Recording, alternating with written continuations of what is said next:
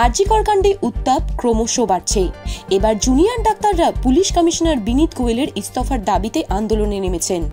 আন্দোলনরত জুনিয়র ডাক্তাররা জানিয়েছেন, আরজি কর হাসপাতালে পুলিশি ব্যর্থতার কথা স্বীকার করেছেন বিনীত গোয়েল, তবে পুলিশের কাজে খুশি তিনি, তাই ইস্তফা দিতে অস্বীকার করেছেন বিনীত গোয়েল।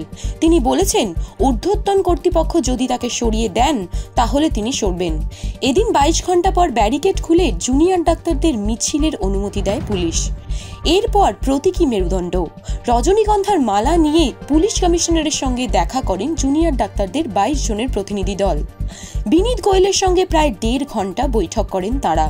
বৈঠক শেষে চিকিৎসকরা জানান, 5 দফা দাবি জানিয়ে পুলিশ কমিশনারের কাছে ডেপুটেশন জমা দিয়েছি আমরা, তবে পুলিশ কমিশনারের সঙ্গে আলোচনা করে আমরা কোনো সদর্থক উত্তর পাইনি।